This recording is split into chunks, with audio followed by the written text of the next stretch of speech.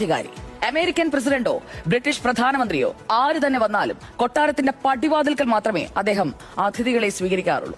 ലോകത്തെ ഏറ്റവും വലിയ കരുത്തനായ ഭരണാധികാരി വന്നാലും എയർപോർട്ടിൽ പോയി സ്വീകരിക്കുന്ന പതിവ് ഒമാൻ രാജവംശത്തിനില്ല. അങ്ങനെയിരിക്കെ 1994 ആ സംഭവം നടന്നു.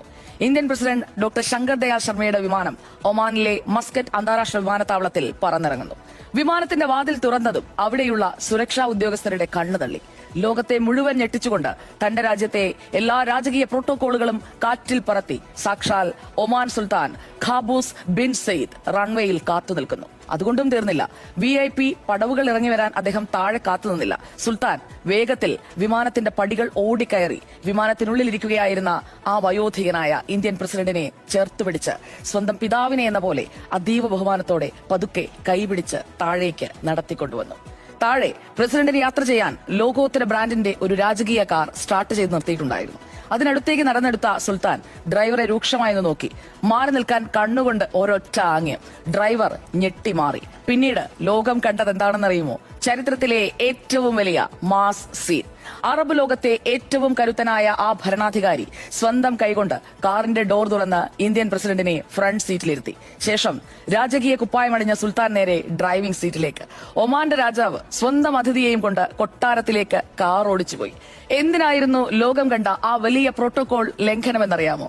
ആ കാഴ്ച കണ്ടുനിന്നവരെല്ലാം ഞെട്ടിത്തരിച്ചു. വിവരം കേട്ടവരൊക്കെ അത്ഭുതപ്പെട്ടു. പല ചോദ്യങ്ങളും ഉയർന്നു. അതിന് പക്ഷേ ഒമാൻ സുൽത്താൻ നൽകിയ മറുപടി കേൾക്കുന്നവരിലെല്ലാം രോമാഞ്ചമുണ്ടാക്കും.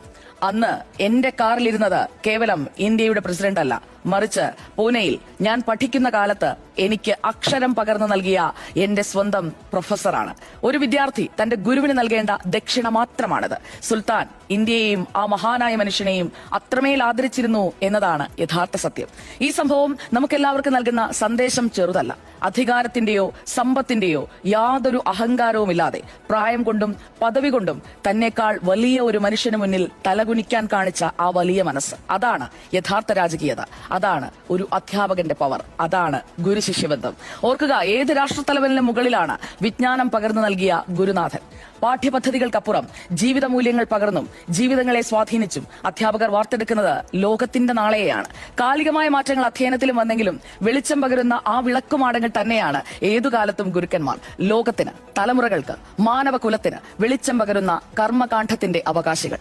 അറിവിനെ അനുഭവമാക്കി തലമുറകളെ വഴി നടത്തുന്ന ഗുരുക്കന്മാർക്ക് ആദരമർപ്പിച്ചുകൊണ്ടാണ് ഇന്നത്തെ ദിവസം നമ്മൾ തുടങ്ങുന്നത്. അപ്പോൾ ഗുരുക്കന്മാരെ ബഹുമാനിക്കുക.